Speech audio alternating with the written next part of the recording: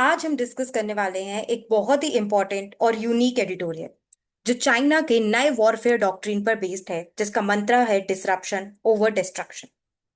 सो ये तो हम सभी देख रहे हैं कि चाइना एक सुपर पावर की तरह इमर्ज करने की कोशिश कर रहा है, चाहे वो इकोनॉमिकली हो, मिलिट्रली हो, जिसके लिए वो अपने डिफेंस पे काफी ज्यादा इन्वेस्ट कर रहा है और नई नई टेक्नोलॉजीज डेवलप कर रहा है।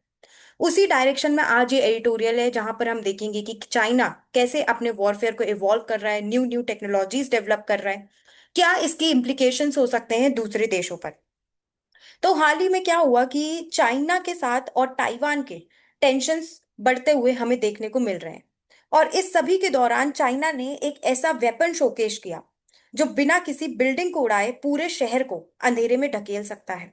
अब आप सोच रहे होंगे ये कैसे हो गया कि एक ऐसा वेपन है जो कि कोई ऐसा डिस्ट्रैक्शन नहीं कर रहा है लेकिन पूरे शहर को अंधेरे में डाल रहा है। जी हाँ दोस्तों, इस तरह का वेपन चाइना ने बनाया है जिसको बोलते हैं ग्रेफाइट बॉम्ब।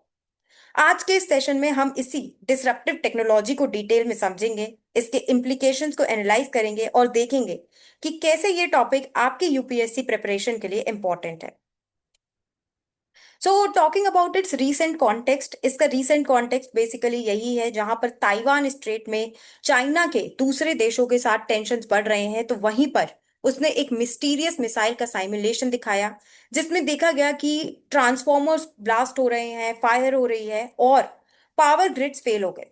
ये मिसाइल जो है ये क्या करती है कि ग्रेफाइट फिलामेंट्स छोड़ती है जिसके अंडर हाई वोल्टेज इक्विपमेंट को शॉर्ट सर्किट करके ब्लैकआउट क्रिएट करती है।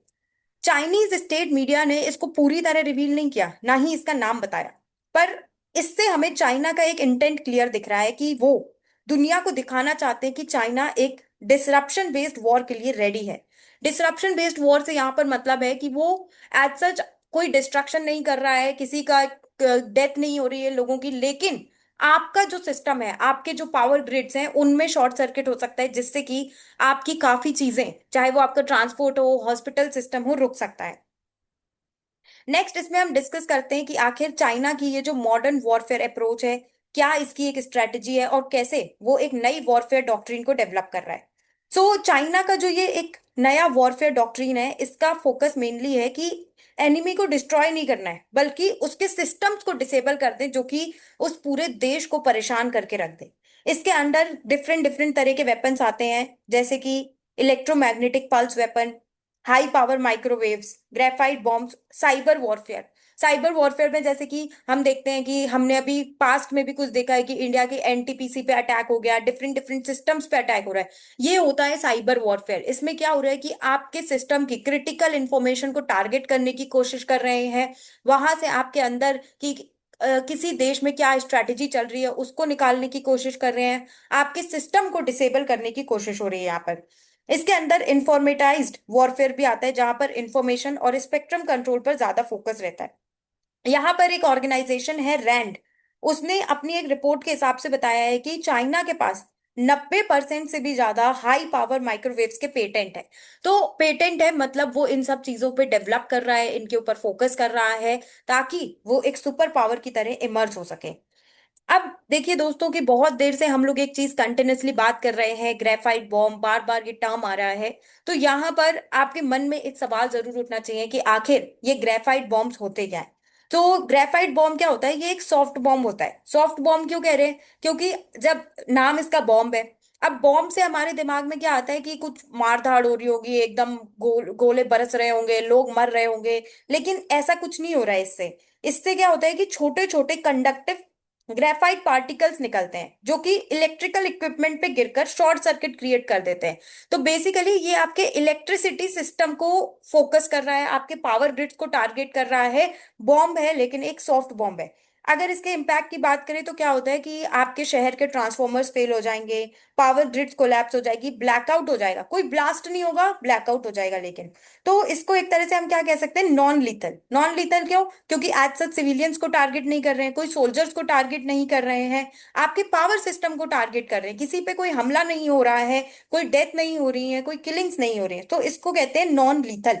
जहां पर बिल्डिंग आपकी सेफ है लेकिन पूरे शहर में अंधेरा है, ठीक है, एकदम से कहीं भी बिजली नहीं है, आपके हॉस्पिटल्स में काम रुक गया है, ट्रांसपोर्ट कम्युनिकेशन सिस्टम सब कुछ रुक जाता है।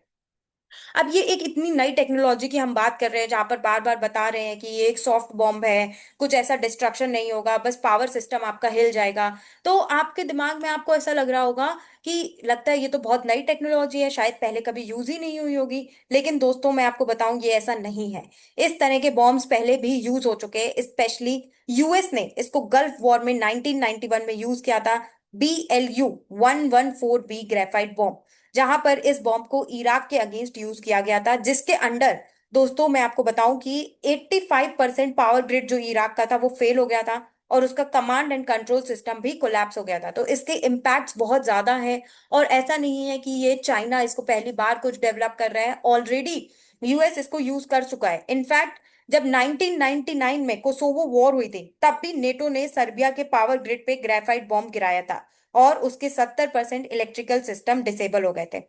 इनफैक्ट ये जो स्ट्रैटेजी थी ग्रेफाइट बॉम्ब गिराने की, इससे सर्बिया को पीस टर्म्स एक्सेप्ट करने पर मजबूर कर दिया था।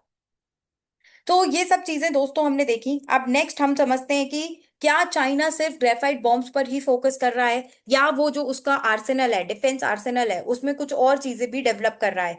तो बिल्कुल चाइना सिर्फ ग्रेफाइट बॉम्ब तक सीमित नहीं है। 2017 के बाद से उसने high altitude electromagnetic pulse weapons develop कर रहा है, अपने न्यूक्लियर आर्सेनल को भी डेवलप कर रहा है, और चाइना का प्लान है कि 2035 तक वो अपने न्यूक्लियर आर्सेनल को डबल कर देगा।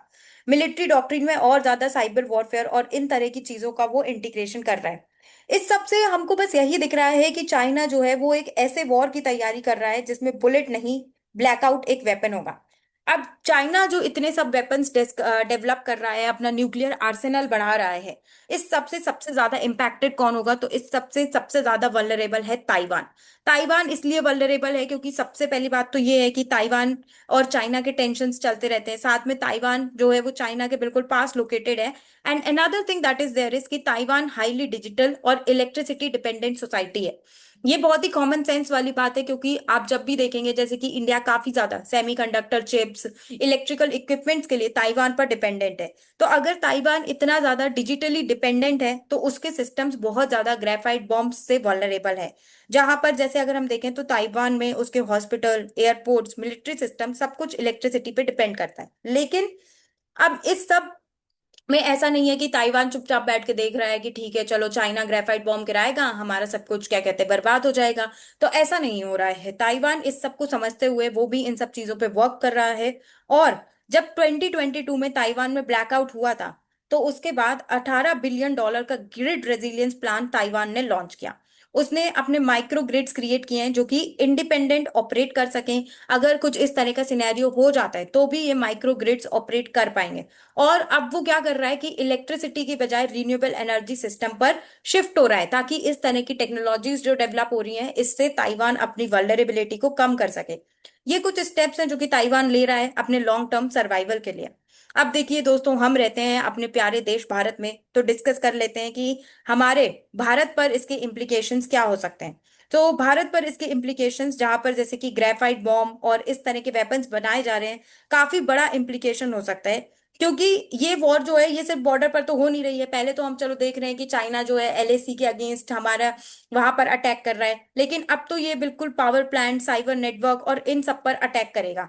तो इस सिनेरियो में हमारे जैसे डेवलपिंग नेशंस के लिए काफी चैलेंजेस हैं, जैसे कि हमारी ग्रिड पर अटैक हो सकता है, हमारे साइबर सिस्टम्स पर अटैक हो सकता है, हमारा बैकअप सिस्टम जो है वो इतना ज्यादा पावरफुल नहीं है। तो इस सिनेरियो में इंडिया को सोचना पड़ेगा कि वो कैसे अपने ऊपर वर्क कर सकता है, क्या स्ट्रैटेजी सोच सकता है, ताकि चाइना की इन तरह की टेक्नोलॉजी से डील कर सके।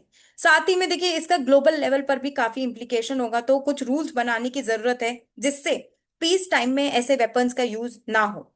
सो अगर मैं अल्टीमेटली आगे वे फॉरवर्ड की बात करूं कि क्या हो सकता है, कैसे हम चाइना की इस डिस्ट्रक्टिव टेक्नोलॉजी से डील कर सकते हैं, तो नेशनल लेवल पे इंडिया को ग्रिड प्रोटेक्शन, इंसुलेटर्स और स्मार्ट टेक्नोलॉजी पे वर्क करना चाहिए।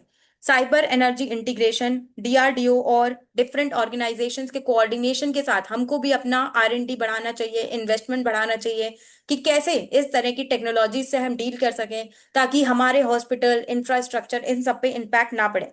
साथ में देखिए इस तरह के जब चाइना ऐसी चीजें कर रहा है तो हम डिप्लोमेटिकली भी डील कर सकते हैं, जहां पर ग्रेफाइट नॉर्म्स बनाने के लिए UN फोरम्स में हम बात करें, और स्ट्रैटेजिक टेक्नोलॉजी शेयरिंग करें अपने एलाइज, जैसे कि हम यूएस के साथ हमारा क्वाड है, ठीक है, ऑस्ट्रेलिया है, देन यूरोपियन यूनियन की कंट्रीज हैं, इन सब के साथ मिलकर हम टेक्नोलॉजी पे भी वर्क कर सकते हैं।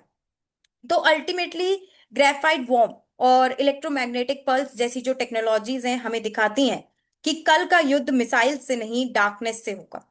ये एक साइलेंट वॉर है जिसमें लाइट्स बुझ जाएंगी और सिस्टम बंद हो जाएंगे। इंडिया और ग्लोब को अब नए वॉर डॉक्ट्रिन्स के लिए तैयार होना होगा, जहां प्राइमरी ऑब्जेक्टिव होगा पैरालिसिस बिफोर अटैक। जय हिंद। अगर आपको ये एनालिसिस पसंद आया हो तो लाइक करें, सब्सक्राइब करें और कमेंट सेक्शन में अपने सवाल जरूर भेजें।